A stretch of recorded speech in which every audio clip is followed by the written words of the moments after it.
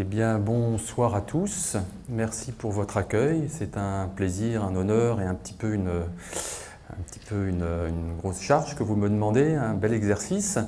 En tout cas, c'est avec beaucoup de plaisir que je suis là. Donc, je vous demande un petit peu d'indulgence. Je suis ni professeur de sylviculture, ni formateur avéré, ni station de recherche. Je suis simplement un gestionnaire qui a essayé de compiler, de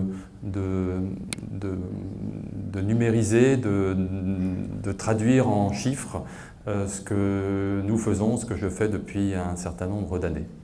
Alors je suis tombé en forêt, je suis tombé dans la marmite quand je suis né, donc je suis le fils de Brice, effectivement. J'ai suivi mon père dès mon plus jeune âge. Je me suis jamais posé plus la question de savoir ce que je pourrais faire d'autre. Donc c'est vrai que la forêt, j'y suis depuis très longtemps. Et c'est pour ça que je parle de 40 années de gestion et de suivi pour Sylvain.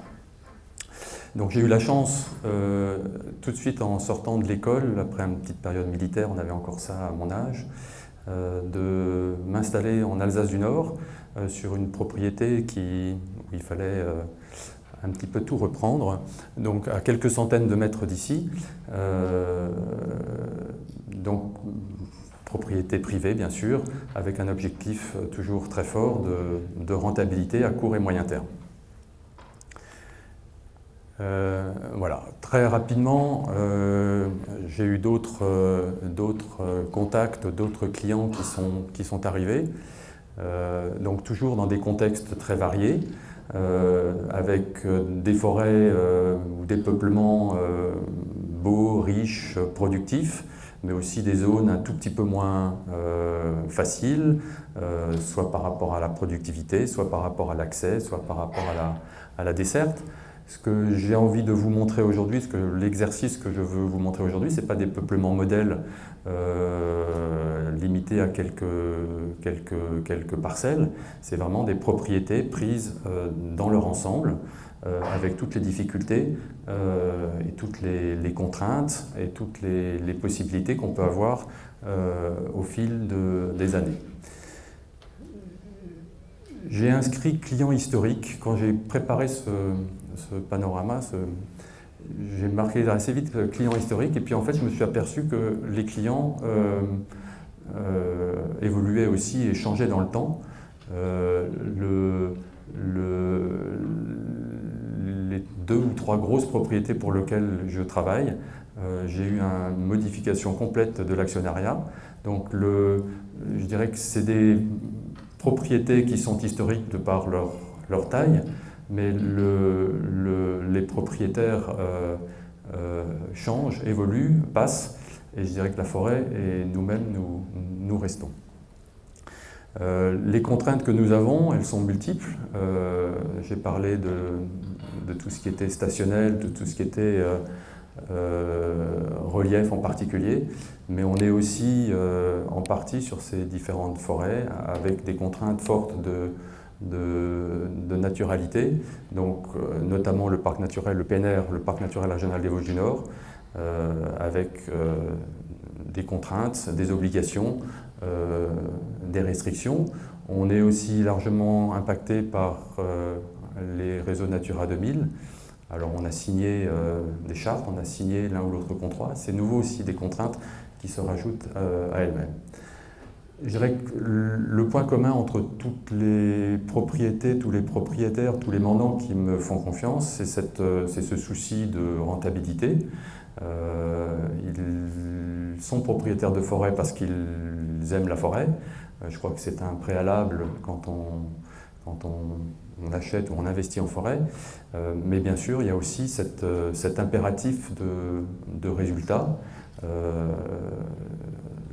Et de travail sur le moyen terme, avec cette présentation d'un bilan annuel avec un chiffre qui doit être en bas le résultat le plus élevé possible. Donc dans ce contexte-là, les idées de ProSylva, la sylviculture mélangée à couvert continu, sont presque un incontournable. Je dirais quand quand on expose, quand j'explique un petit peu aux propriétaires, aux investisseurs ce que c'est que cette approche-là, c'est quelque chose vraiment qu'ils ont dans les tripes, qu'ils acceptent. Je ne dis pas que c'est la seule et unique façon de faire de la forêt. En tout cas, c'est une vérité qui aujourd'hui montre sa place et qui répond avec beaucoup de pertinence aux enjeux, aux attentes des propriétaires et aux enjeux d'aujourd'hui et de demain. Alors ProSilva, ou la sylviculture à mélanger à couvert continu, n'a rien inventé. Hein.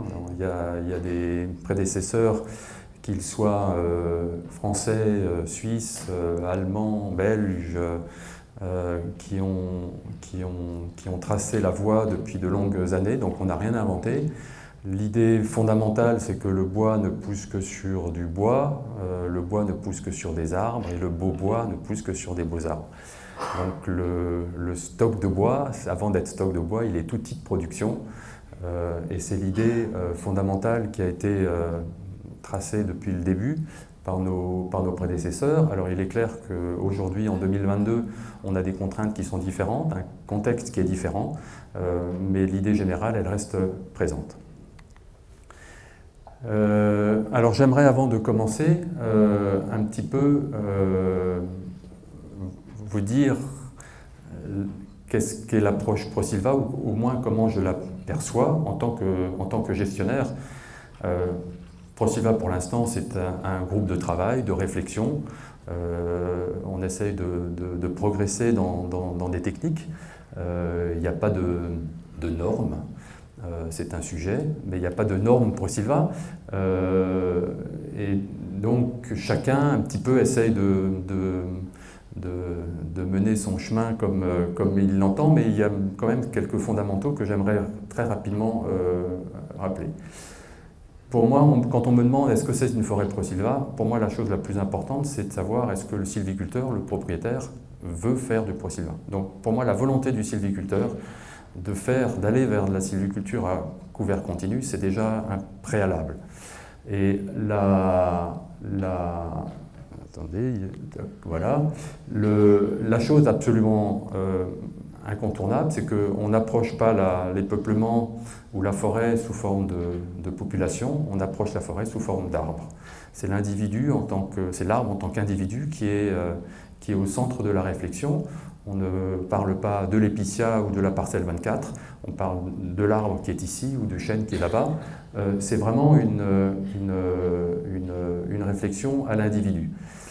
Il est clair qu'on produit, le chiffre d'affaires que nous formons est représenté par une masse d'arbres, par un volume global. J'entends parfois certains sieurs qui me disent « mais ce qui m'intéresse, ce n'est pas l'arbre en tant que lui-même, c'est la masse de bois. » Oui, mais cette masse est formée d'arbres individuels qui ont chacun une valeur. Et jusqu'à preuve du contraire, plus l'arbre est de valeur, plus le chiffre d'affaires est intéressant. Et le beau bois pousse exactement de la même vitesse que le bois un petit peu moins beau. Donc pourquoi se priver de faire d'abord pousser des jolis arbres? On fait de la gestion. La gestion, c'est un chiffre d'affaires, mais c'est aussi des charges. Donc il faut aussi essayer de travailler pour minorer les charges. Les charges en forêt, c'est quoi? C'est tout ce qui est reboisement, plantation, dégagement, etc. Est-ce que nous pouvons faire travailler la forêt, stimuler les dynamiques naturelles pour que ces phases de plantation, ces phases de dégagement soient le moins importantes, le moins onéreuses possible. Les sacrifices d'exploitabilité, un arbre, plus il avance en âge, plus il forme rapidement son mètre cube, plus les gros, plus le volume de bois qui est formé par un arbre de diamètre important, plus le temps sera court pour former le mètre cube supplémentaire. Donc c'est un sacrifice énorme de couper un arbre un petit peu trop tôt en âge, alors qu'il est tout juste en train de commencer à produire. Maîtriser les frais d'exploitation et les frais de reconstitution, j'en ai parlé un petit peu plus vite. Donc travailler dans les dynamiques naturelles. La forêt a une puissance de croissance absolument énorme. Nous sommes là non pas pour la contraindre, nous sommes là pour les accompagner. Et quand on laisse la forêt pousser, quand on la laisse s'exprimer, il est évident que la croissance des arbres et des beaux arbres est stimulée par elle-même. Et enfin, on travaille sur un certain nombre d'années. N'importe quel système économique ne tient pas si on n'arrive pas à le sécuriser. Tout ce que nous entreprenons, il faut l'établir. Et aujourd'hui, il est clair, c'est même pas une loi forestière, c'est une loi physique. Tout ce qui est mélangé, tout ce qui est divers est plus stable, est plus résilient. Et donc, par rapport à une contrainte comme une perturbation, comme le vent ou la neige, mais aussi par rapport, dans le cadre des évolutions climatiques. Je crois que les peuplements, aujourd'hui, contestés par personne, les peuplements mélangés sont plus stables et plus à même de passer ces étapes perturbantes graves. Sur la droite, c'est une photo simplement d'un peuplement juste au-dessus de la maison. Donc c'est du pin sylvestre dans toute sa splendeur. Quand je suis arrivé à Dambar, on m'a expliqué que le pin ne se régénérait pas naturellement. Je ne sais pas comment ils ont pu affirmer des choses aussi simples que cela. Alors il y a quelques petites contraintes dans l'organisation de la gestion. D'abord, il faut que la confiance soit établie avec le propriétaire, qu'on soit clair sur les objectifs. Ce qui est important aussi, c'est d'avoir des personnels qui soient convaincus. Donc j'ai le rare privilège de travailler avec des techniciens de grande qualité. Alors je ne sais pas pourquoi ils sont tous de grande qualité, c'est peut-être simplement parce que je leur donne la possibilité de s'exprimer. Chacun fait son boulot comme il le peut, comme il le doit. C'est un échange très confiant, très simple entre le propriétaire, moi-même et eux. Et je dirais qu'ils sont fiers de me montrer parfois des jolis merisiers comme cela, mais je pourrais vous montrer aussi des jolis charmes, des jolis épicéas ou des jolis douglas. L'étape aussi importante, c'est les intervenants, les bûcherons et les débardeurs. Je crois qu'il faut entretenir la même confiance avec eux. Donc il faut leur garantir un travail. Je sais que je peux compter sur eux, mais vice-versa, ils savent aussi qu'ils peuvent compter sur moi quand ils ont du besoin. Et grâce à ça, on arrive à organiser pour que le travail se fasse de façon qualitativement intéressante et performante. Ça ne sert à rien d'essayer de faire une sylviculture de qualité si derrière les intervenants n'ont pas la compréhension de ce que nous faisons et de ce que nous voulons. Ça ne coûte pas beaucoup plus cher, c'est simplement une relation de confiance et des échanges qu'on essaye de construire avec eux. Alors, on rentre dans le vif du sujet. Je crois qu'il y a deux outils. L'idée fondamentale de la méthode du contrôle, puisque c'est un petit peu de ça dont on va parler ce soir. Henri Biolay disait il y a le sylviculteur et l'aménagiste. Le sylviculteur, c'est celui qui est en forêt, qui regarde ses peuplements, qui martèle l'arbre qui est à marteler, suivant ses observations de la dynamique naturelle. Tout ça dans un espèce de grand foutoir, mais foutoir qui est organisé puisque derrière il y a l'aménagiste. Et l'aménagiste, c'est lui qui vient sanctionner, qui vient contrôler, qui vient calculer, qui vient auditer, en termes modernes, le travail du forestier, qui est en fait plus un travail d'artiste qu'un travail de grands mathématiciens. Donc le premier outil que j'ai voulu absolument mettre en place, c'était une comptabilité analytique. J'aimerais savoir, quand je dépense des sous, j'aimerais savoir où est-ce qu'ils vont. Si c'est des frais d'exploitation, c'est pas la même chose que si c'est des frais de reconstitution, de sylviculture. Donc vous voyez donc c'est des comptabilités de ménagères, c'est des tableaux Excel, tout simple. Une dépense est prise quand elle est effective, une recette est prise quand elle est effective. et au fil des années, ça s'égalise.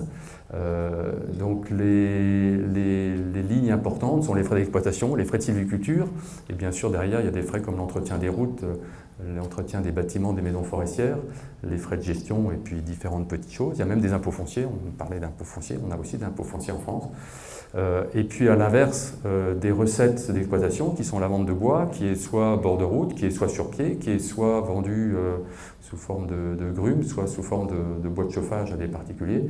Mais l'ensemble des mouvements comptables sont centralisés, sont comptabilisés sous cette forme de tableau. Cette comptabilité, je la tiens sur l'ensemble des forêts que je vais vous présenter, ce qui permet d'avoir un suivi et un niveau de comparaison entre les différentes unités. Et puis le deuxième point important, c'est l'inventaire du stock, l'inventaire de l'outil de production. Donc il y a différentes méthodes d'inventaire. Il y a l'inventaire intégral, il y a un inventaire par échantillonnage. Travaillant dans la dynamique, dans des dynamiques naturelles relativement complexes, on s'est très vite orienté vers l'inventaire par placette permanente, qui permet en fait d'une totale liberté sur l'ensemble de l'année ou sur l'ensemble du cycle. On n'a pas besoin de comptabiliser la méthode du contrôle. Quand vous faites des inventaires pied par pied, vous êtes obligé de comptabiliser chaque mètre cube qui sort. C'est relativement complexe. La placette permanente, comme elle est permanente en forêt, il y a un tuyau qui est quelque part. Vous pouvez oublier pendant 10 ans ce réseau. Vous allez retrouver votre tuyau 10 ans après et vous allez pouvoir mesurer exactement ce qui s'est passé. Ce qui permet de suivre de façon précise l'évolution du capital sur pied. Donc ça sort des... Donc c'est pas très compliqué. La photo, j'ai voulu vous l'exprimer, j'ai voulu par cette photo exprimer cette simplicité. Ça c'est dans la petite forêt familiale où l'inventaire, on a dû faire l'inventaire il y a 2 ans. Je suis allé trouver un de mes neveux et mon dernier garçon en disant maintenant vous avez 15 jours à rien faire, vous allez faire l'inventaire. En 2-3 jours, ils ont été, je les ai formés, ils ont fait un travail absolument remarquable.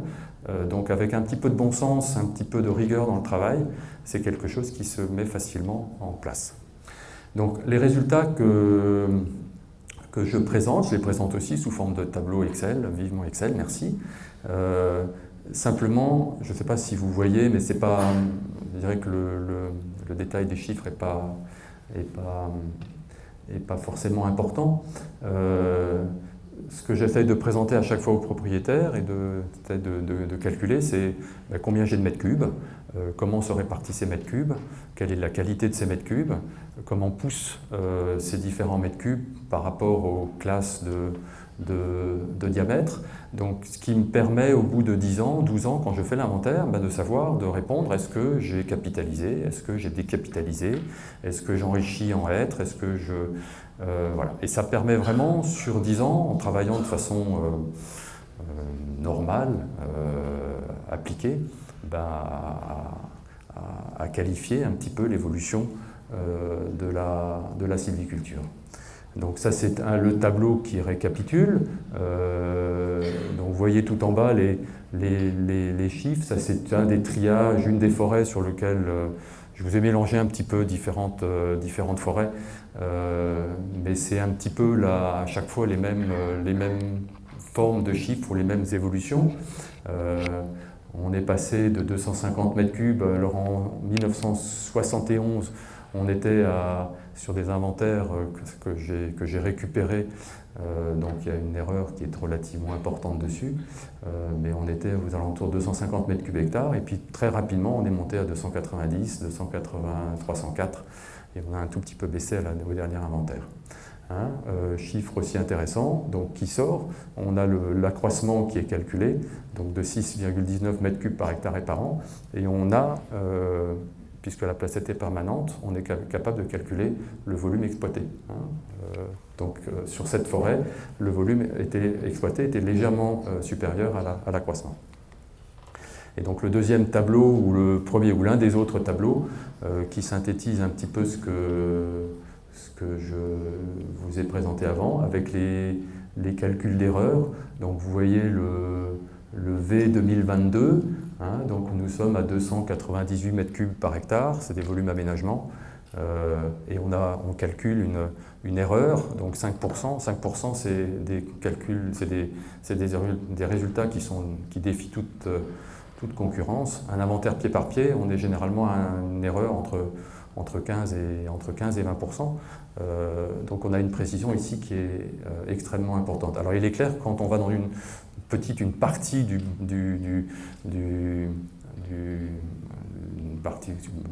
partie des peuplements, une essence, les erreurs augmentent de façon importante. Donc si vous vous intéressez par exemple au volume de Douglas sur cette forêt, on a une erreur de 55%.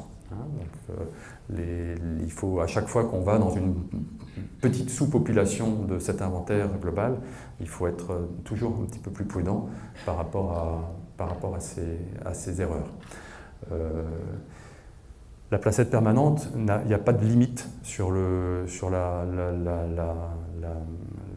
rassemblement des données. Donc on est capable de calculer une valeur de consommation, on est capable de calculer une valeur potentielle par rapport à la dynamique de croissance, on est capable de calculer la surface régénérée. Et donc, bien sûr, à chaque fois qu'on mesure quelque chose d'autre, c'est des données à prendre en plus, mais c'est des techniques qui sont extrêmement simples, codifiées et faciles à mettre en place. Voilà, donc on en arrive un petit peu à la présentation de ces résultats. Donc sur le premier graphique que je vous montre là, c'est simplement donc en bleu le volume vendu, donc sur différentes propriétés. Donc j'ai un petit peu additionné tout ça ensemble. Donc on part en 84, c'est les premiers chiffres que j'arrive à sortir à peu près de façon un petit peu fiable. Donc c'est la courbe en bleu. Donc vous voyez, on coupait entre 6 et 7 m3 par hectare et par an. Et puis j'ai un petit peu voulu ralentir ce rythme-là. On est aujourd'hui plus aux alentours entre 5 et 6 m3 par hectare et par an qui sont exploités. Donc la première observation, c'est que dans un système de sylviculture mélangée à couvert continu, on coupe du bois. On sort du bois, on coupe du bois et on met du bois sur le marché sans difficulté. Et la deuxième courbe donc, à retenir, on a réduit un tout petit peu le volume exploité.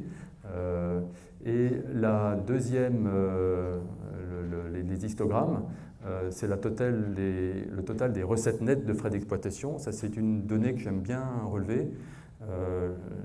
Cette recette nette de frais d'exploitation, c'est très facile à calculer. C'est l'ensemble des recettes bois, que vous le vendiez sur pied, bord de route ou franco, et vous diminuez, vous soustrayez tous les frais d'exploitation, donc le bûcheron, le débardeur, le transport quand il y a une livraison franco, et ça vous donne ce suivi des recettes nettes de frais d'exploitation. Quand vous avez un suivi comptable, c'est relativement facile, ça vous permet de faire des comparaisons entre les différentes propriétés et au fil des années.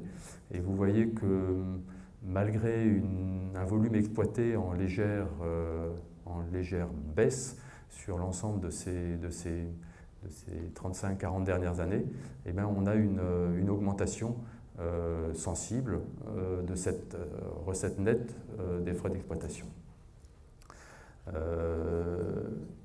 Toujours avec ces contraintes fortes de gestion, d'éviter les sacrifices d'exploitabilité, de maîtriser les les charges, donc les frais de reconstitution, de rechercher bien sûr toujours les marchés les plus intéressants. On a la chance dans le quart nord-est et dans vos secteurs d'avoir une industrie qui est encore relativement dynamique et qui offre de multiples possibilités de commercialiser les bois, de travailler aussi sur les certifications qui permettent aussi des accès à certains marchés préférentiels. Donc au final, un prélèvement légèrement inférieur à l'accroissement, mais un maintien du chiffre d'affaires, voire une profitabilité en légère progression.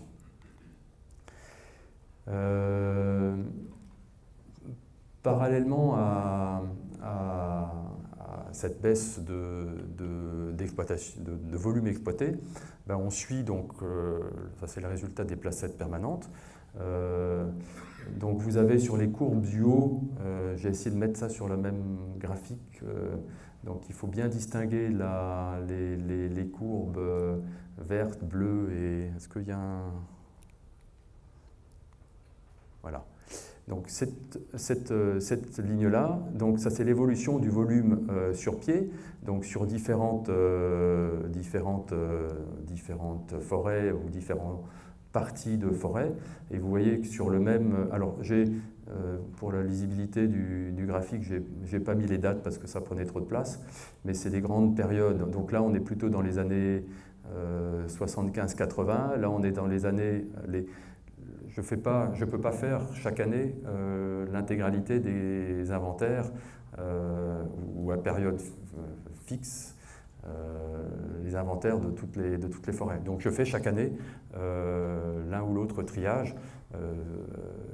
Jamais sur les différentes propriétés ou sur les propriétés un petit peu plus grandes, les différents triages, jamais à l'instant T. Je répartis ça en fonction des années. Donc c'est différents groupes d'années. Donc là on est dans les années 60, dans les années 80, là on est dans les années 90, là on est dans les années 2000, 2010 et là on arrive en 2020 à peu près. Hein, donc il y a à chaque fois éventuellement l'une ou l'autre année de décalage. Mais vous voyez que parallèlement à la baisse de l'exploitation du volume exploité, ben, très logiquement on a eu une augmentation du volume en forêt. Donc on était, il y a une petite quarantaine d'années, nous avions entre 200 et 250 mètres cubes hectares. Donc je parle toujours, les mètres cubes, c'est des mètres cubes aménagement. Hein, mètres cubes sur pied, donc volume bois fort, 7 cm de diamètre. Hein, et on a progressé et on est arrivé aujourd'hui entre 300 et 350 mètres cubes par hectare. Et parallèlement, la deuxième chose importante, c'est la part de gros bois. Donc pour moi, les gros bois, c'est les bois qui ont plus que 52 cm de diamètre. Donc vous voyez qu'on avait... donc dans le début de la période, on avait un volume de gros bois qui était relativement faible, et donc on a capitalisé pendant toutes ces années du gros bois, c'est-à-dire qu'on a, tout en prélevant du bois, certes un petit peu moins que l'accroissement, d'où l'augmentation, mais on a capitalisé du gros bois, donc des bois de valeur. Je reviens à l'idée initiale de Biolay, de Gurnot, etc. Si nous voulons mettre sur le marché des bois de valeur, ben, il faut que nous soyons capables de construire des peuplements qui ont des arbres qui sont de gros diamètre. Et l'idée finale, c'est de prélever vraiment ces bois qui arrivent à maturité de belle valeur et de belle qualité. Alors, il est clair que dans cette phase d'éclaircie importante et de suivi, ben, il y a forcément des moments où on aimerait laisser pousser des bois. Mais je rappelle que nous sommes dans une gestion, que nous avons des propriétaires, des mandants qui nous demandent un résultat pas à la Saint-Glinglin ou à la génération d'après. Il faut aussi qu'on réponde à leurs attentes tout au long de ce cycle de production. Je distingue maintenant aussi un petit peu par rapport aux essences. Donc là, vous avez le même graphique que précédemment par rapport au volume sur pied, mais distingué par rapport aux différentes propriétés. Et de nouveau, dans ces différentes propriétés, il y a aussi bien des propriétés, de nouveau, je répète, c'est important, qui sont des belles forêts sur des peuplements plutôt riches, mais il y a aussi des forêts sur des peuplements plutôt compliqué, plutôt pauvre, avec des accroissements qui sont plus faibles. Donc le volume de chaîne sur les différents exercices, il y a plutôt une tendance légèrement à la hausse.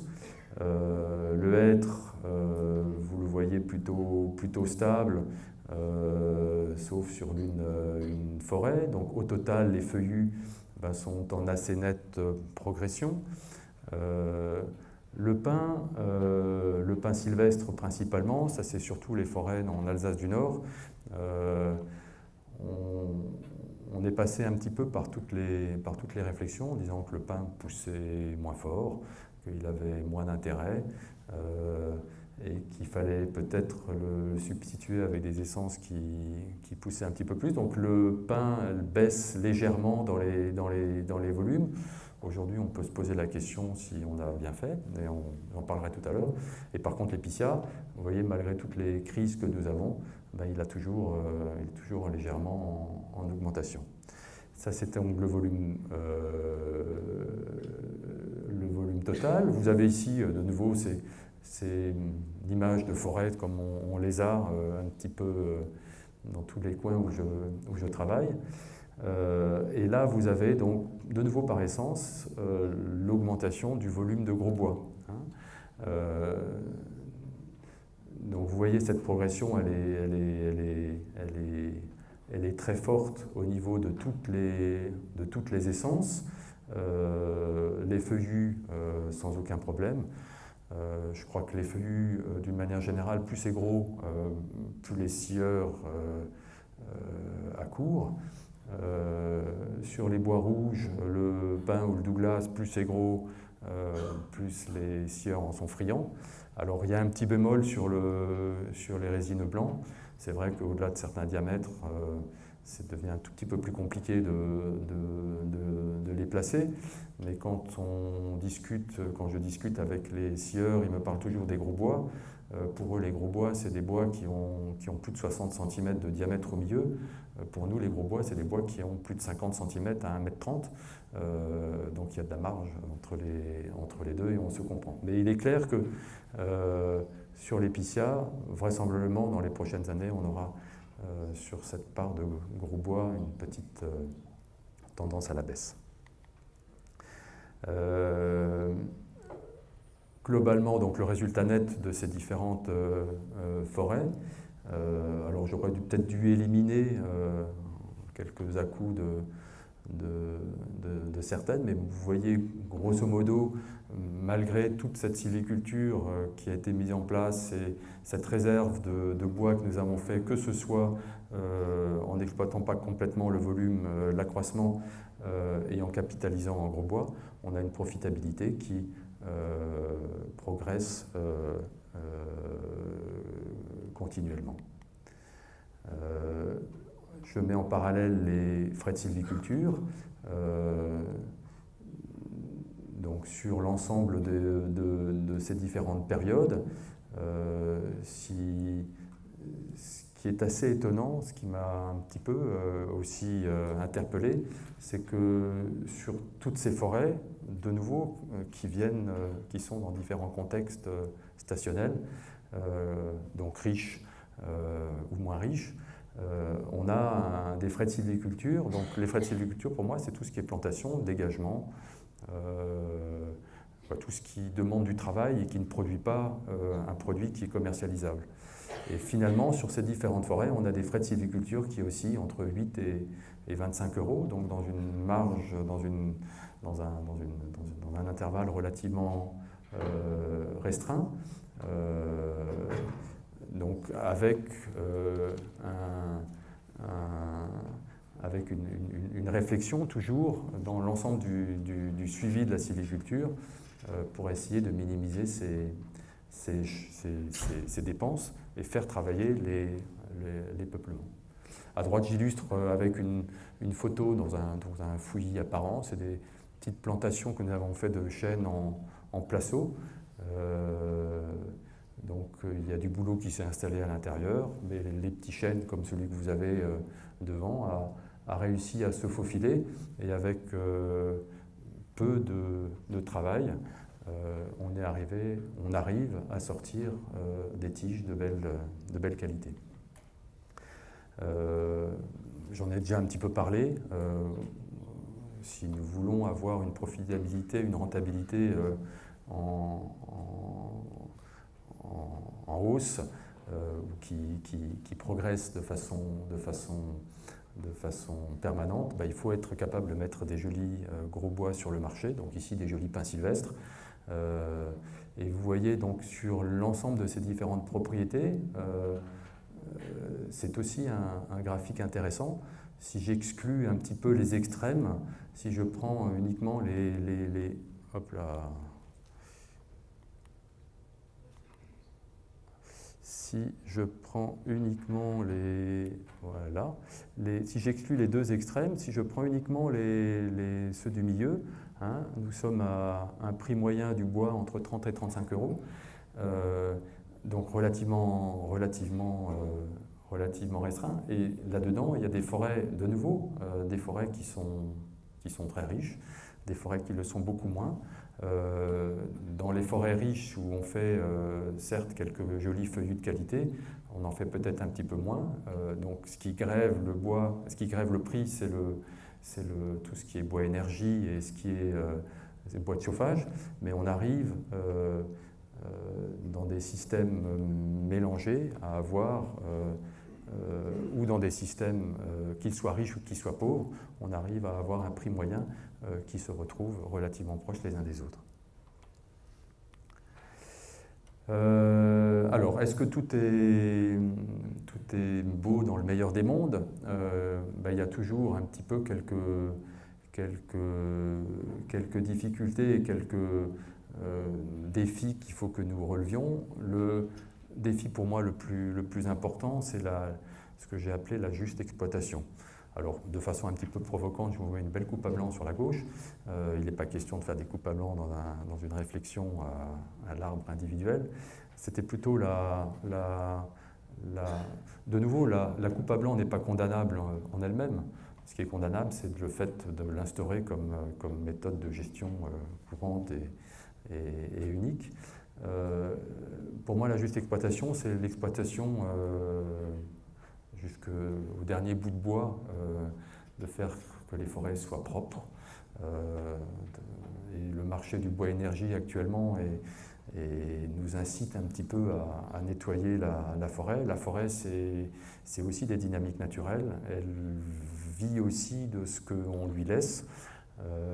Et donc ces bois de moindre valeur, je pense important de les laisser en forêt faire du bois mort et participer à la régénération du sol. Le deuxième point, le deuxième défi, ce sont bien sûr les évolutions climatiques. Hein, donc vous connaissez tous, pardon, ça va trop vite. Vous connaissez tous bien sûr les bois scolités et les dépérissements que nous avons. Nous les avons. Alors je ne sais pas quelles sont derrière les solutions qu'on peut mettre en place. Moi, ce que j'aimerais simplement attirer l'attention sur les essences que nous avons, les essences de chez nous. J'ai pas loin de la maison aussi ce joli rocher qu'on appelle le Pilsfels. Il porte bien son nom. Il y a dessus ce joli rocher, il y a un pin qui est là. Hein, c'est pas une photomontage. Ce pin-là, il est posé sur le caillou. Hein. Il est absolument magnifiquement vert. Il fait un diamètre de, je sais plus, de 40 cm. Moi, ça m'interpelle quand on me dit que le pin sylvestre est condamné. Je le vois ici dans des situations. Alors, il n'a bien sûr pas la productivité du pin qui est juste en dessous, mais il est là, il a poussé, il tient, il est vert, il est en vie. Voilà. Donc j'aimerais ne pas condamner trop vite nos essences indigènes qui sont là depuis la dernière glaciation et qui sont, à n'en pas douter encore, qui ont un rôle à jouer. Je n'exclus pas non plus de faire quelques plantations. Je crois qu'il faut que nous plantions, il faut que nous essayions de planter un petit peu quelque chose. Donc dans mes impatiences, je viens aussi parfois planter dans des petites trouées. Donc ici, vous avez des pins lariceaux de Corse. On fait quelques petits essais. C'est aussi notre rôle de faire des essais dans ce style-là. Mais les pins lariceaux se sont très vite fait rattraper par tous les pins sylvestres. C'était une futaie d'épicéa quasi pure, dans lequel le pin n'était pas présent. Donc on me suis dit, il n'y a rien qui va se passer, donc on va planter. Et puis très vite après la plantation des pins lariceaux, les pins sylvestres sont arrivés et sont en passe. Donc ça, c'est un pin sylvestre, en passe de dépasser les pins lariceaux que nous avons plantés. Le troisième point, le troisième défi, c'est, je ne peux pas ne pas le parler, l'équilibre faune-flore. Donc sur la droite, on fait aussi des petits enclos exclos pour voir comment ça se passe à l'intérieur des enclos. Je dirais que d'une manière générale, j'arrive à peu près à gérer les chasseurs. On a une bonne relation avec eux et toutes les essences se régénèrent facilement sans protection. On a bien sûr une petite difficulté avec le chêne et vous voyez qu'ici, entre l'intérieur et l'extérieur, il y a encore une différence, donc il y a encore un petit peu de travail à faire, mais je ne les espère pas. Alors on peut aussi, quand on fait des plantations, essayer d'avoir différentes méthodes pour essayer de protéger. Donc ici, ça c'est au Douvion. On a essayé avec des filets de coco, on a essayé avec des tubex qui sont ici, on a essayé avec des gaines, et puis il y avait derrière un autre sort de filet. Ça marche aussi, mais ça coûte un petit peu d'argent. Donc c'est certainement pas une solution pérenne et responsable ou économiquement supportable. Le quatrième et dernier point qui me semble moins important, c'est tout ce qui est biodiversité. Je crois qu'on a travaillé sur... on est des gestionnaires de l'espace. Dans une approche ProSylva, cette biodiversité est prise régulièrement en compte. Donc bien sûr, je suis tout à fait opposé, pour dire les choses très clairement, à organiser l'espace en forêt de production et forêt de protection.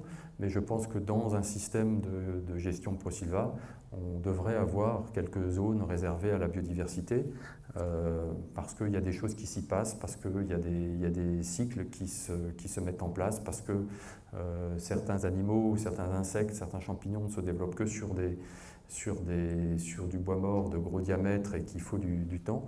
Donc je pense qu'on a un petit peu à travailler aussi dans ce sens-là. Il y a toujours dans les forêts des coins qui sont non desservis ou non accessibles ou de moindre production.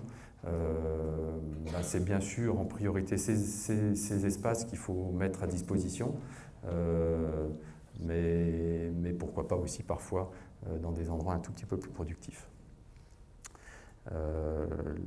La prochaine, voilà. Donc c'est des défis, je considère qu'on est toujours au temps des cathédrales. Pour illustrer, je vous montre 4 chênes qu'on a offerts pour la reconstruction de Notre-Dame. Je crois qu'il y en a aussi qui sont venus de Belgique, j'ai vu. Voilà. Donc je considère qu'on est toujours dans le temps des cathédrales, on a toujours des défis incroyables à relever, et donc il faut qu'on y aille. Je suis optimiste, je suis confiant. Et c'est encore des périodes absolument passionnantes qui se présentent à nous. Et j'en suis arrivé à la fin et je vous remercie.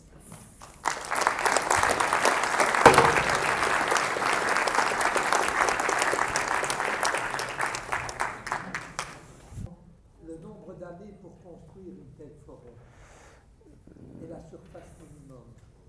Alors il n'y a pas de surface minimum.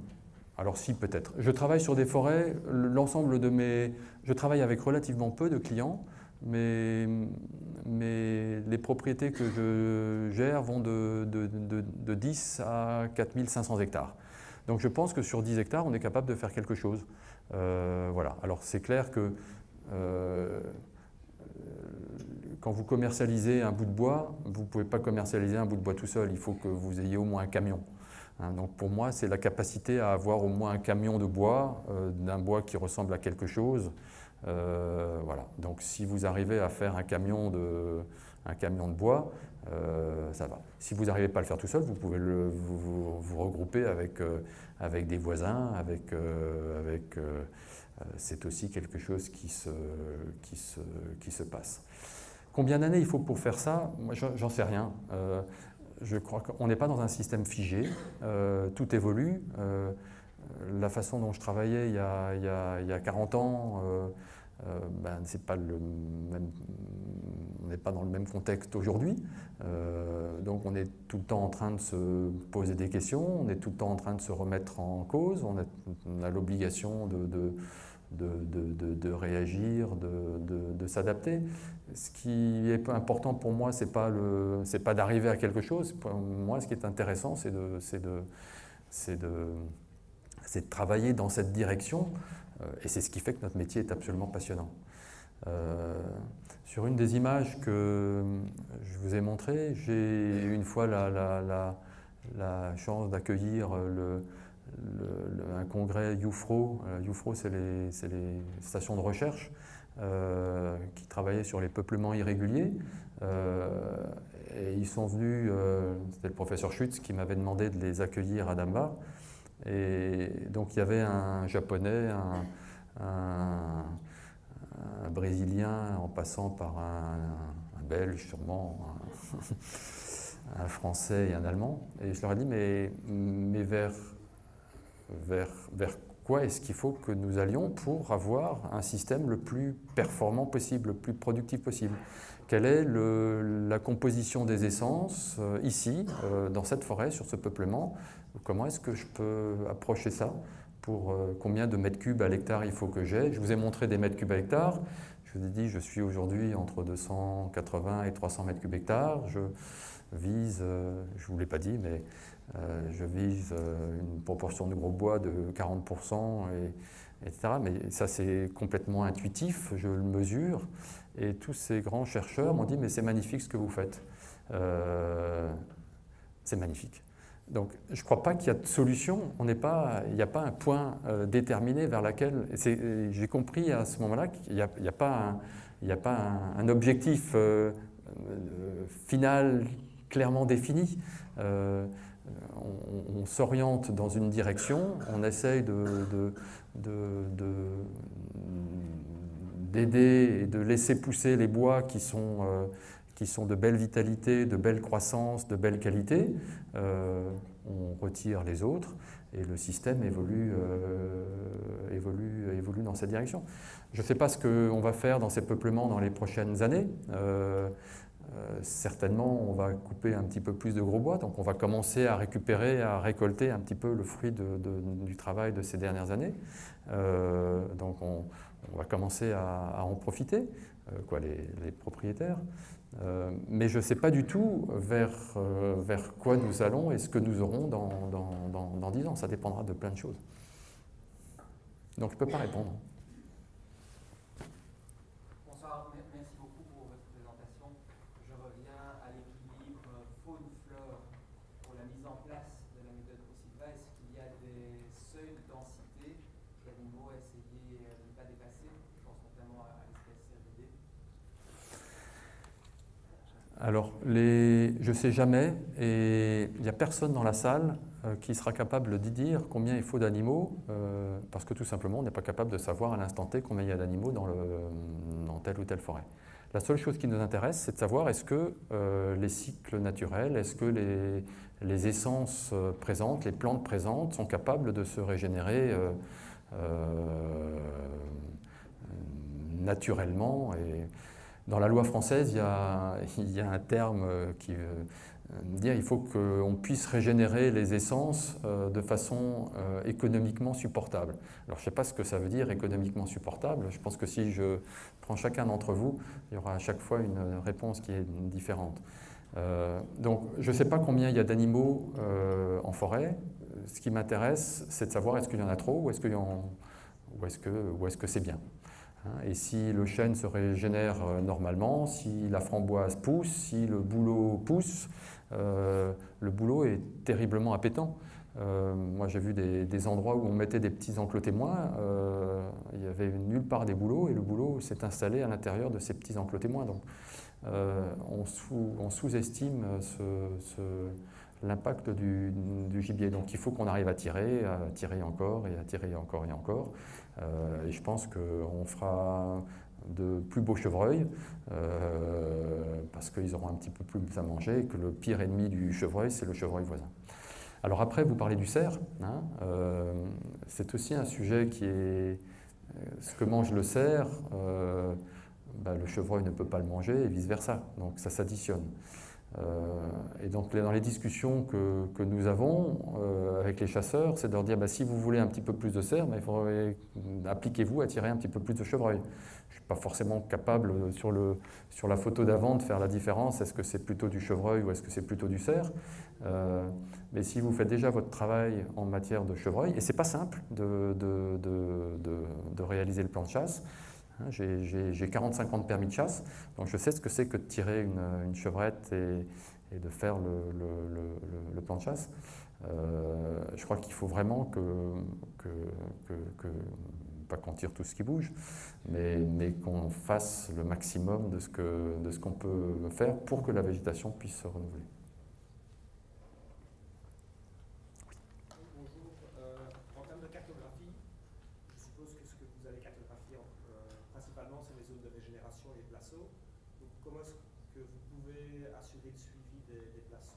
Et aussi, qui détermine quand il faut travailler sur quelle zone de régénération? Est-ce que c'est les agents qui sont sur place ou comment vous organisez?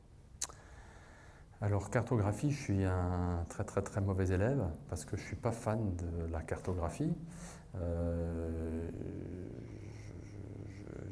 J'ai sur l'ensemble des forêts, j'ai des techniciens qui sont présents. Donc généralement, un technicien il est capable de suivre 1500, entre 1000 et 1500 hectares. Il connaît sa forêt sans qu'il y ait forcément une carte qui soit précise et tenue à jour. Alors pour l'agrément des plans simples de gestion, puisqu'on a ça à faire en France, on a des cartes qui ressemblent à quelque chose, mais ce n'est pas un outil que nous utilisons tous les jours. L'organisation de la gestion est extrêmement simple. On définit sur la forêt une rotation des éclaircies. On dit on vient tous les 6 ans, tous les 7 ans, tous les 8 ans, tous les 9 ans, en fonction des forêts, en fonction des parcelles. Et quand on vient dans la parcelle, on martèle l'ensemble de la parcelle et on décide de l'ensemble des travaux. J'essaie d'être présent maximum avec les équipes pour faire les martelages, et tout se discute à ce moment-là, tout s'échange à ce moment-là. S'il faut faire quelques petites trouées, on les décide à ce moment-là. Et donc c'est connu, c'est repéré par les personnels de terrain. Donc bien sûr, une fois que la parcelle a été martelée, elle passe en coupe l'hiver d'après, on fait tout de suite les soins culturaux qu'il faut courants et on se donne, s'il y a plantation, la possibilité de revenir l'année d'après ou l'année d'après pour dégager les quelques plantations. Donc je préfère en faire un petit peu moins et le faire bien que le faire de façon beaucoup plus massive et n'être plus capable de suivre. Je redis que sur l'ensemble des forêts, on a entre 18 et 25% de la surface qui est recouverte par de la régénération entre 0 et 8 mètres de haut. Hein, donc je dirais que le renouvellement de la forêt est assuré sans absolument aucun problème. Le seul petit bémol, c'est le chêne, où effectivement, peut-être dans des peuplements un peu trop fermés, on a un petit peu de difficulté à suivre le chêne, mais c'est presque plutôt un problème de gibier que de lumière.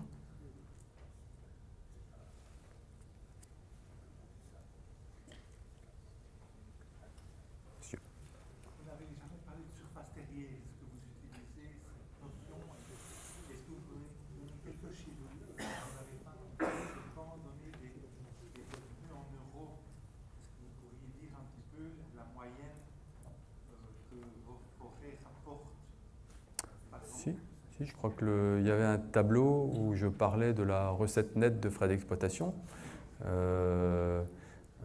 Donc, grosso modo, sur les différentes forêts où je travaille, il y a une recette nette de frais d'exploitation qui varie entre 150 et 300 euros par hectare et par an.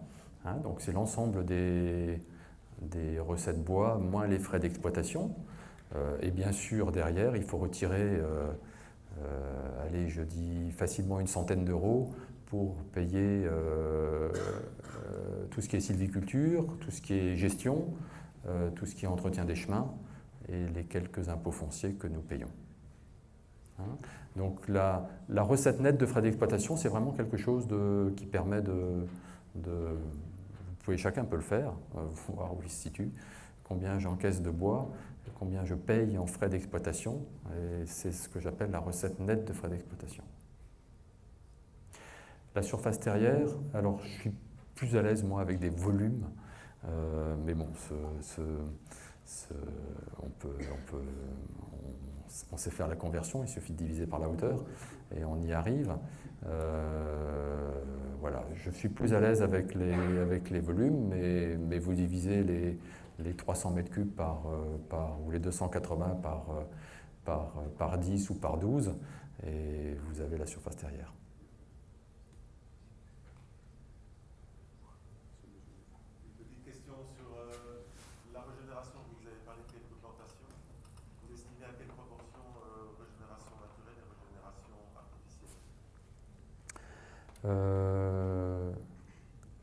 Je dis et je redis que pour moi c'est une illusion de de penser qu'on est capable de régénérer la forêt uniquement avec de la plantation. Hein. Quand la France a lancé son plan de relance suite l'année dernière, on a annoncé des millions pour la forêt en disant ça y est, la forêt est sauvée. C'est pas avec 50 millions qu'on va sauver la forêt française. Donc la régénération naturelle est absolument fondamentale. Me concernant, je ne sais pas, je pense que 90% de la régénération, c'est de la régénération naturelle. Alors c'est un petit peu plus facile sur les terrains un petit peu plus pauvres.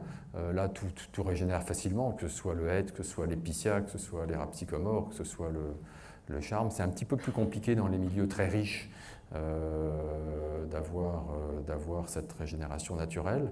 Mais je pense que les milieux très riches ont ici été terriblement abîmés par des années de traitement TSF. Donc avec une grosse présence de ronces, une absence de charme, de feuillus ombrageants. Et donc il faut que... donc là certainement on a un temps de rattrapage. Alors j'aime pas ce terme-là parce qu'on ne rattrape pas, hein, on avance avec le temps, mais sur des propriétés relativement avec des potentiels relativement riches où on est envahi par la ronce et par tout ce qui est macroforbier, il faut qu'on favorise des essences des essences ombrageantes comme le charme ou le hêtre pour arriver à maîtriser cette ronce, et je suis persuadé que derrière il y aura une dynamique qui se fera de façon beaucoup plus intéressante dans cette faveur. Et donc sur ces milieux-là, effectivement, le temps pour arriver à avoir quelque chose d'un tout petit peu plus automatique sera forcément un petit peu plus long. Je dirais que peut-être que la différence par rapport à du laisser-faire, c'est que quand on laisse faire, on ne va pas pouvoir orienter le choix des essences que tu vas avoir dans ta régénération. Et donc tu vas peut-être te retrouver avec essentiellement du hêtre, là où tu aurais peut-être voulu avoir un peu de chêne et d'aider à ce moment-là. C'est peut-être ces petites interventions-là qui vont faire la différence. Merci. Encore une question par rapport aux réseaux d'exploitation. Donc aujourd'hui, on avait vu que vous aviez un cloisonnement quand même assez dense. Est-ce que c'est partout le cas, sur les autres propriétés aussi? Est-ce que c'est systématique ou pas? Alors la desserte, c'est quelque chose qui est pour moi assez fondamental. Donc les cloisonnements d'exploitation, pour moi, c'est non discutable. Donc on a des layons ici ou là qui sont entre 20 et 40 mètres. généralement pas en dessous de 20 mètres et généralement pas au-dessous de 40 mètres. Et l'obligation est faite au tracteur à rester sur ces cloisonnements. Alors ça fait quelques petites tensions ici ou là, mais c'est, je pense, une habitude à prendre et à avoir. Ça permet aussi je dirais aux bûcherons, quand les bûcherons interviennent en forêt, de savoir comment est-ce que le bois va sortir. Et donc ça organise bien le chantier d'exploitation, ça donne une certaine lisibilité à l'organisation du chantier. Je répète souvent ce que m'a une fois dit un de mes vieux forestiers qui va malheureusement prendre sa retraite prochainement, des bûcherons. Et je lui ai imposé tout au début les cloisonnements, ça a été un petit peu compliqué. Et aujourd'hui il me dit mais comment est-ce que j'ai pu travailler sans cloisonnement ?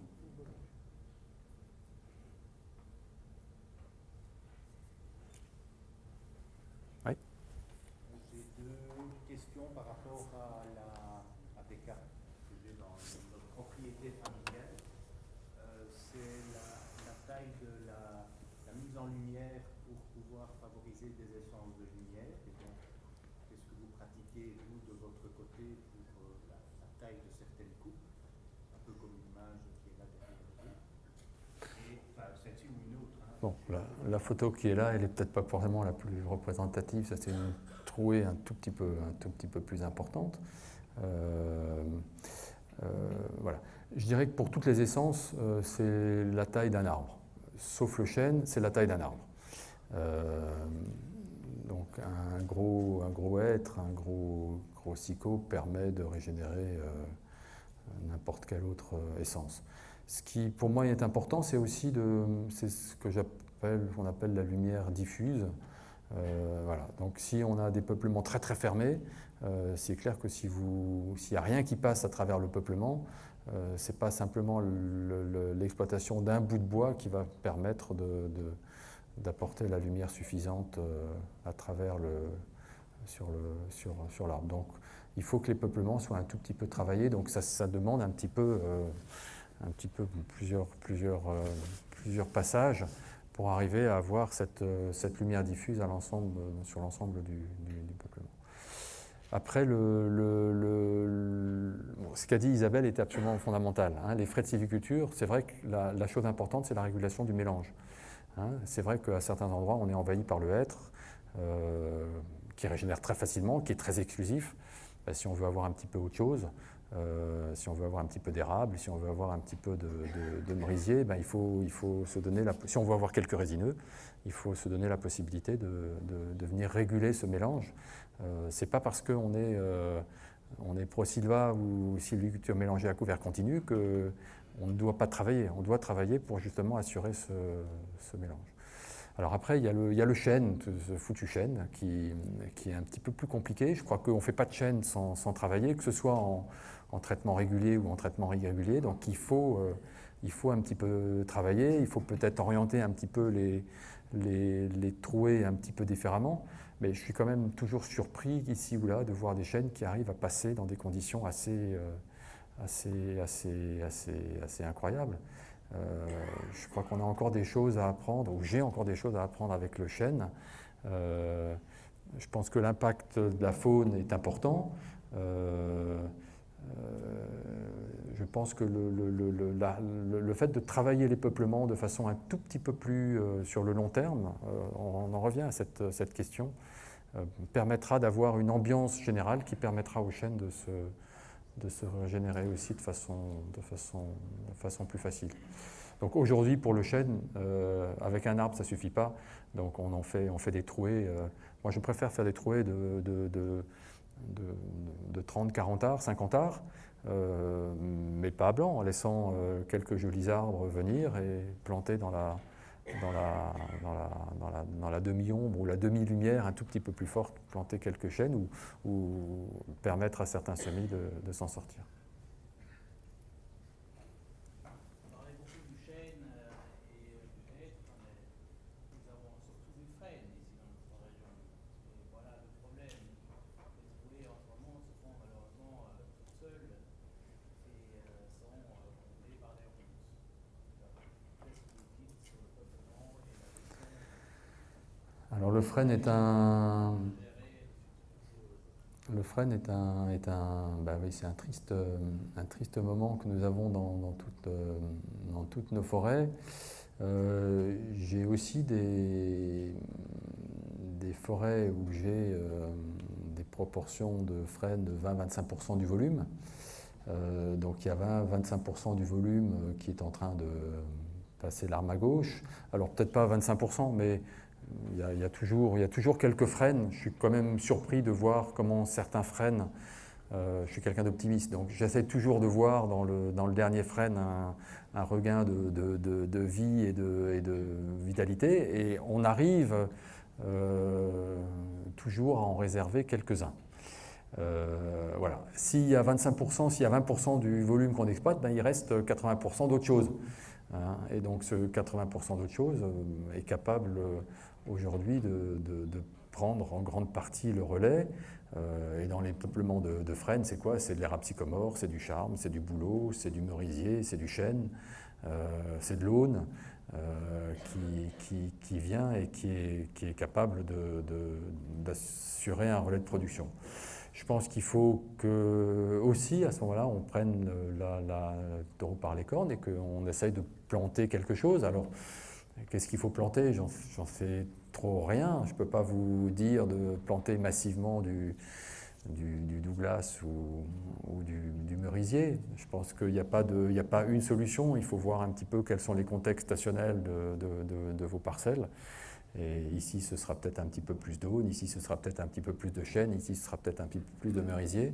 Ce que je suis absolument persuadé, c'est qu'il faut qu'on aille vers des mélanges. Et que l'impact du mélange, ou la dynamique du mélange est de nature à sécuriser votre production sur le moyen terme. Mais le problème du frêne est compliqué, je suis d'accord. Vous avez parlé du chêne. C'est quand même très différent, le chêne sessile et le pédonculé. Oui. Jusqu'à quelle altitude estimez-vous que le chêne pédonculé est prédominant, et à quelle altitude est-ce que vous pensez que le chêne sessile peut aller? Alors je travaille presque... Les plantations que je fais sont exclusivement ou principalement du chêne sessile. Je fais à l'une ou l'autre occasion, on a essayé de planter du pédonculé. Suite aux tempêtes de 99, on a fait quelques grosses plantations de pédonculé. Donc il y a un caractère un peu plus pionnier que le sessile, qui a très très bien démarré. Comme je n'étais pas tout à fait rassuré, on a mélangé le sessile et le pédonculé. Aujourd'hui, après 22 ans je dirais que le sessile a complètement rattrapé le pédonculé, et ça se passe plutôt bien. On a fait cette année, le pépiniériste m'avait dit qu'il n'avait plus de sessile, donc il m'a dit mais plantez donc quelques pédonculés. Donc j'ai planté un petit peu quelques pédonculés cette année. J'essaie plutôt de le faire de façon prudente, sachant que le risque sur le pédonculé, c'est les petits épisodes de sécheresse qu'on peut avoir un peu prolongés en été, qui sont plus compliqués au niveau du pédonculé. Et en altitude, alors je n'ai pas des forêts en haute altitude, je dirais que les forêts les plus élevées que j'ai sont... Est-ce que c'est plus haut que les hauts plateaux des Ardennes? Je ne crois pas. Si, j'ai peut-être des forêts jusqu'à 600-700 mètres. Mais là, je ne plante plus de chêne. Hein. Donc le chêne, je le réserve sur les plateaux, donc entre 200 et 350 mètres. Au niveau des sous-traitants, débardeurs, bûcherons, etc., vous les payez à l'heure ou au volume? Alors quand ils font des mètres cubes, je les paye au mètre cube. Quand ils font des stères, je les paye au stère. Et quand ils font des travaux à la surface, je peux faire des travaux à l'heure. J'aime bien le travail à l'heure sur des produits qui sont sur des chantiers qui sont non quantifiables. De nouveau, on se met d'accord sur un prix horaire pour un débroussaillage, pour des choses qui sont facilement quantifiables. On se met d'accord sur un prix à l'heure. Quand ils font des dégagements aussi, Je veux que le travail soit bien fait. On discute du prix de l'heure. À partir du moment où on est d'accord du prix de l'heure, ben, on y va. Et bien sûr, au mètre cube, ben, j'essaye de leur payer un prix qui leur permet de vivre décemment. Bon, avec l'augmentation de l'énergie ces derniers mois, on a eu quelques petites discussions rectificatives, mais ça c'est normal. Voilà. J'ai des frais d'exploitation qui varient maintenant entre... alors je suis bien sûr toujours plus cher qu'en Belgique, mais les frais d'exploitation en fonction des terrains plats ou des contraintes d'exploitation fortes aussi entre 18 et 28 euros du mètre cube, hors taxe.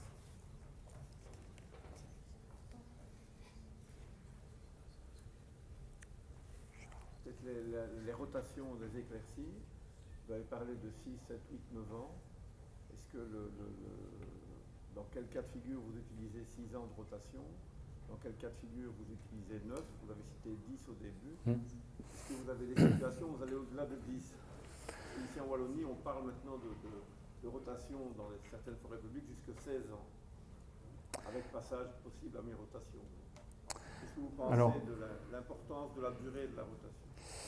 Sur un certain nombre de forêts où je reprenais un petit peu et je démarrais un petit peu on réinitiait quelque chose de fort, où il y avait du bois partout, il y avait du travail partout. Je suis sur certaines forêts, on est descendu jusqu'à 6 ans de rotation, donc on venait tous les 6 ans dans les parcelles. On devenait un peu fou au niveau travail, parce que ça veut dire qu'il faut marteler 1/6 de la surface tous les ans, quoi. Il faut travailler 1/6 de la surface. Donc aujourd'hui, comme après 3-4 tours d'éclaircie, ben on arrive à avoir quelque chose qui commence à ressembler à des choses qui nous donnent satisfaction. Ben pour un petit peu soulager le travail, on est remonté doucement à 7, 8, 9 ans. Je pense d'aller au-delà de 9 ans, c'est sur des forêts qui poussent quand même un petit peu. C'est compliqué, c'est difficile de piloter au-delà de 9 ans. Donc je dirais qu'aujourd'hui, je suis entre 7 et 9 en fonction des forêts. Bien sûr, on a toujours la possibilité d'avancer ou de reculer, de regarder. C'est pas parce qu'on a passé la coupe qu'on ne vient plus en forêt, hein. On regarde quand même. Il y a des jeunesses à suivre, donc on se donne la possibilité aussi d'intervenir à mi-rotation s'il faut le faire. C'est plutôt l'exception parce que sinon on n'y arrive plus.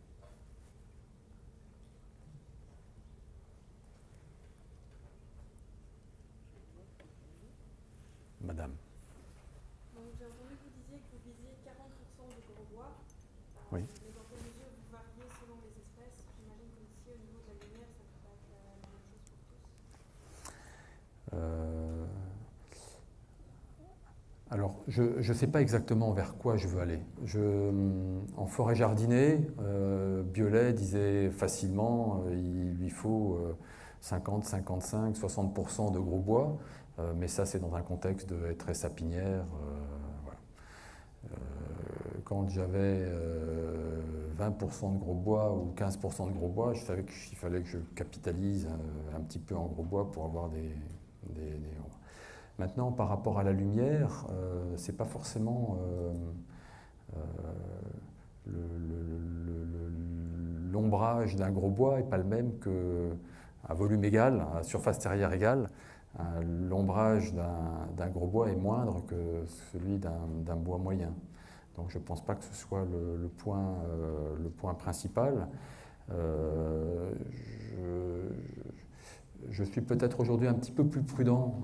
Je dirais que les 50% de gros bois dans la forêt me paraissent peut-être un petit peu courageux, un petit peu trop courageux. Donc, si on reste aux alentours de 40%, 40-45%, ce sera pas mal. De nouveau, ce qui est important, c'est d'observer comment poussent les arbres. Si je garde la vitalité, ce qui est absolument passionnant aussi à ces inventaires de placettes permanentes, que nous faisons en interne, hein. Donc c'est nous qui nous organisons pour le faire. Bah, c'est nous qui allons mesurer. Donc j'essaie d'accompagner les équipes aussi dans les mesures. Et quand on pince un arbre, et l'opérateur, celui qui a la feuille, dit bah, cet arbre-là, il a fait 4 cm, cet arbre il a fait 5 cm, cet arbre il a fait 2 cm. On apprend aussi la dynamique des peuplements et on perçoit, on conforte cette perception qu'on a de l'accroissement de nos arbres pris en tant qu'individus. Voilà. Donc, de nouveau, je pense que le système, il n'est pas figé, il évolue. Hein, et je ne pense pas qu'il n'y a pas de normes. Il n'y a pas de vérité. Et puis si la vérité était vraie en 2022, peut-être qu'en 2030, elle sera différente à tel endroit par rapport à ça. Donc je crois qu'il ne faut pas trop se... C'est comme ça que j'avais perçu la réaction de mes chercheurs de l'UFRO. Ils ne m'ont pas donné de réponse. La réponse, elle est dans le travail continu et dans l'accompagnement continu des différents peuplements. Quelle est la meilleure période d'exploitabilité au niveau période pour le débardage et de Alors, l'organisation de mon année, elle est comme ça. On martèle février, mars, avril, c'est les mois où on martèle tous les jours. Les peuplements, parce qu'on voit bien, j'ai beaucoup de feuilles partout, hein, donc on voit bien les peuplements. J'essaye de dire que mai, juin, on s'occupe des soins culturaux et des dégagements, etc. Et donc je ne veux plus trop voir de tracteurs en forêt. Alors il y a toujours un tracteur qui n'est pas capable de travailler, qui demande un petit peu...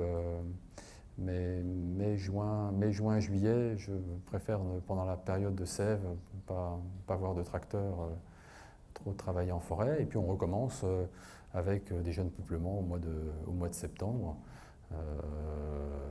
Dès que la feuille tombe, alors maintenant la feuille tombe, elle tombe de plus en plus tard, donc on commence à couper les feuillus. Donc sur les terrains difficiles à débarder, on essaye déjà à couper au mois d'octobre. Dans les pentes avec des régénérations importantes, on attend que les feuilles soient vraiment complètement tombées. C'est d'abord un problème de sécurité des intervenants, hein, quand ils sont dans la feuille complète, ils voient rien, c'est dangereux pour eux. Donc on coupe novembre, décembre, janvier, voilà. Et puis les derniers bois, février, mars, et l'année est bouclée. Il est clair que la qualité du travail est importante, hein, et je dirais que les intervenants aujourd'hui sont aussi demandeurs de pouvoir faire un travail de qualité et d'être fiers de ce qu'ils font. Donc je préfère qu'on essaye de respecter ces cycles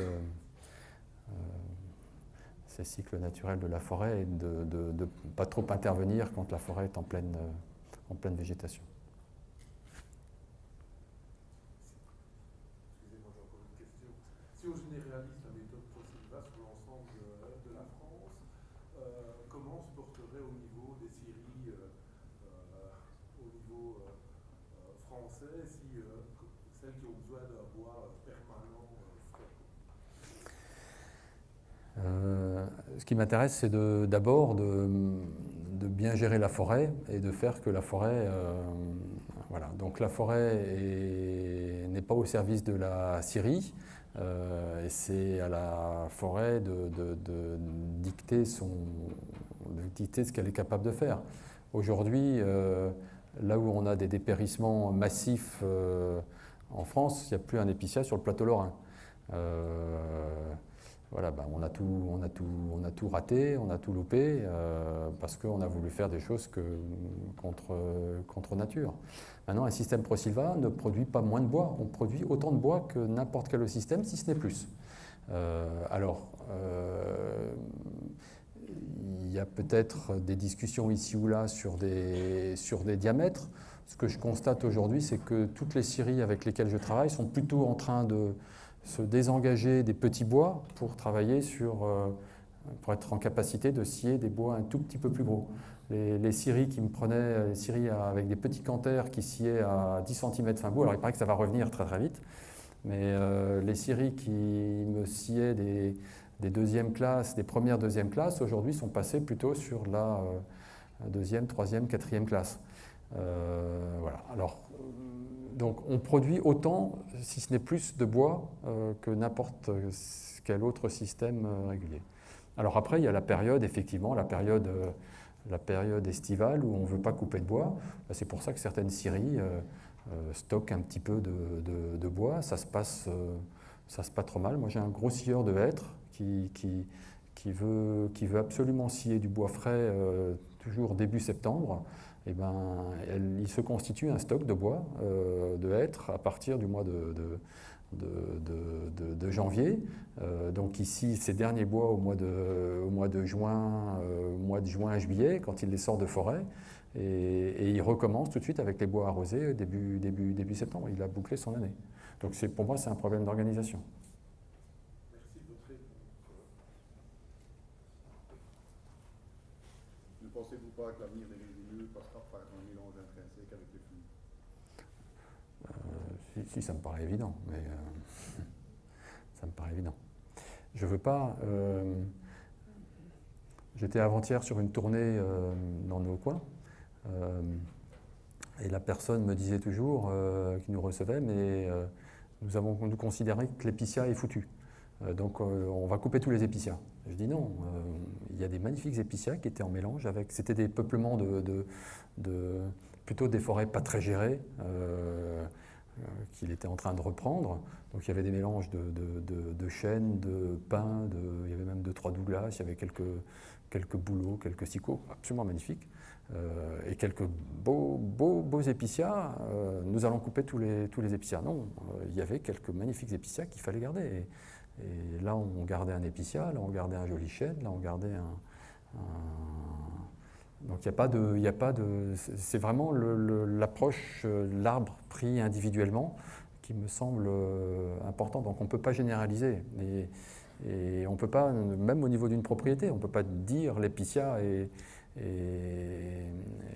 foutu. Peut-être que les quelques épicéas de telle parcelle sont beaux. Voilà. Aussi au niveau des scolites, moi je suis incapable de...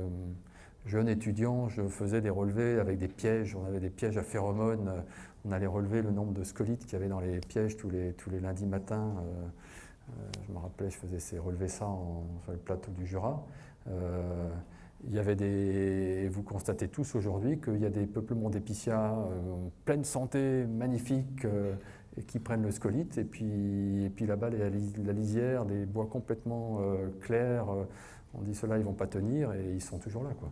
Je sais pas. Donc, pour moi, c'est évident que la forêt passe par le mélange intime des différentes essences. Quelle est la proportion de bois vendu abattu à route et sur pied, et quels sont les critères de décision pour aller vers l'une ou l'autre filière? Moi, je suis plutôt d'une culture façonnée débardée. Donc je suis plutôt aussi je travaille en Alsace, en Lorraine, dans des endroits où c'est de tradition. Donc la quasi-totalité de mon bois d'œuvre, je le vends façonné, débardé, bord de route, et on réserve le bois sur pied aux particuliers qui viennent faire leurs 25, 30, 40, 50 stères. Mais la quasi-totalité est vendue bord de route. On peut faire une très belle sylviculture de qualité, aussi avec un système de vente sur pied. Je me rappelle toujours cette forêt où j'allais, gamin, marteler les bois. Il y avait un garde qui était absolument insupportable et qui était sur le dos des bûcherons. C'était des magnifiques forêts jardinées au-dessus de Saint-Dié. C'était absolument splendissime comme forêt. Tout était vendu sur pied, mais il y avait un forestier qui était sur place et qui était sur le dos des bûcherons, etc. Donc on arrivait à faire un très très joli travail. Donc l'un n'exclut pas l'autre. Pensez-vous des nouvelles essences qu'on essaie d'introduire pour contrer le changement climatique, comme par exemple des serres,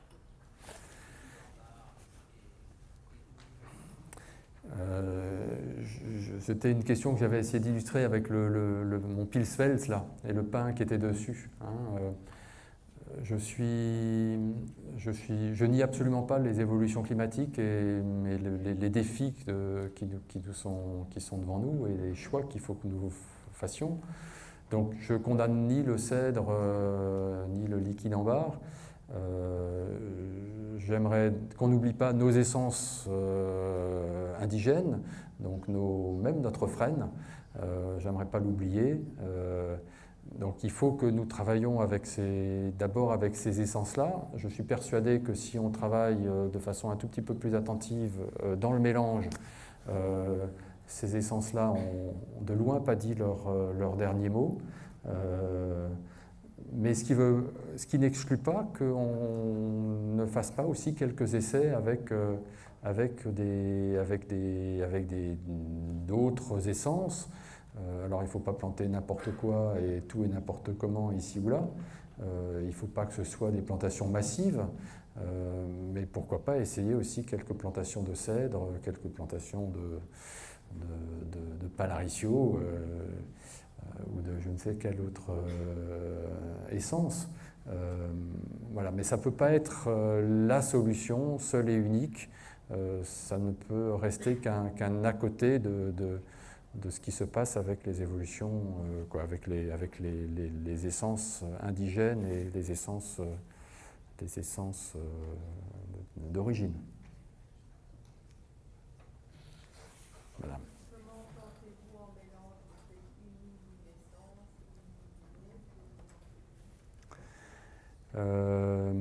Alors, pour le feuillu, comme pratiquement toutes les essences, j'arrive à les régénérer naturellement. C'est dans le fouillis le plus complet. Et quand les essences que je plante, c'est principalement un petit peu de Douglas ou un peu de Palaricio. Donc ça, c'est généralement en ligne, de façon relativement serrée. Je suis un adepte des plantations plutôt denses, c'est-à-dire 2000 hectares, donc 2 sur 2, 2 sur 2,50. Par contre, les feuillus, je les plante bien en placeau. Maintenant, pratiquement les chênes, je les mets tout le temps en placeau, donc 7 plants, 8 plants. Alors c'est la discussion toujours avec le forestier. Il y en a qui préfèrent le chiffre 7, il y en a qui préfèrent le chiffre 9, il y en a qui préfèrent le chiffre 12. Voilà, donc entre 7 et 12 plants, un placeau tous les 10 mètres, tous les 12 mètres, des plants relativement serrés les uns contre les autres. Et puis à l'intérieur, c'était aussi la petite photo qu'il y avait avec ces petits chênes qui étaient maintenant des Gaules. Il y a plein de choses qui s'installent entre. Du bouleau, de l'aune, du charme, et je ne sais quoi encore.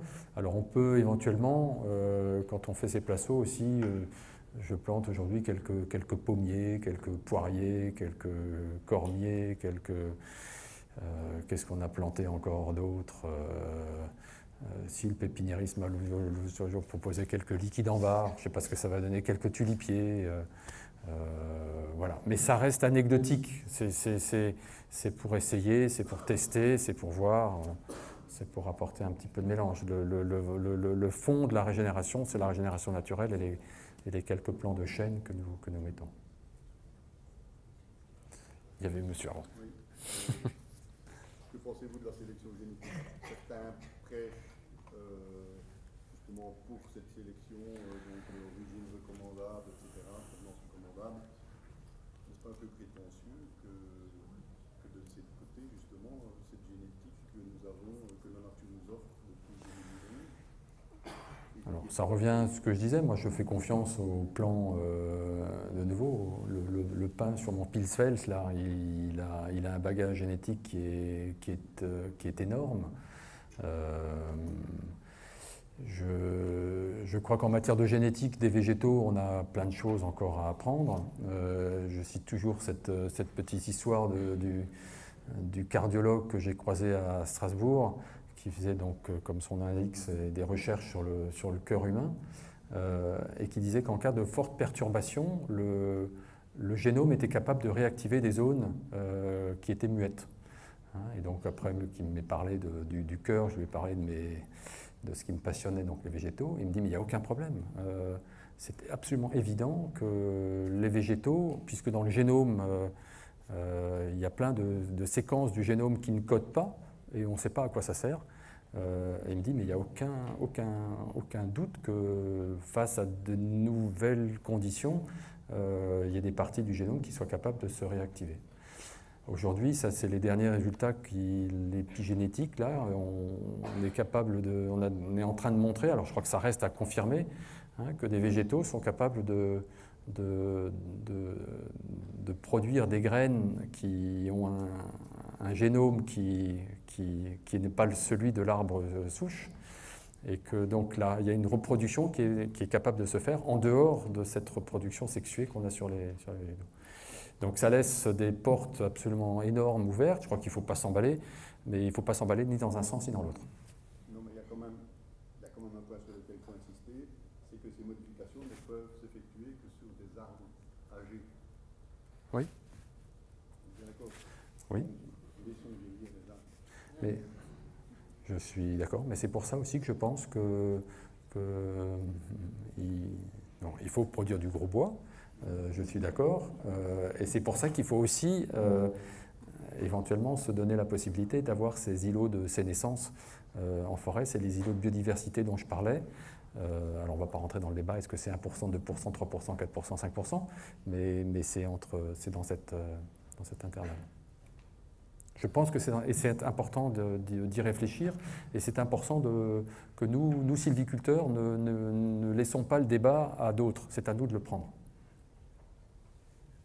Dans les propriétés où vous louez le droit de chasse, quelle est l'importance du revenu de cette location de la chasse par rapport au revenu de la vente des bois?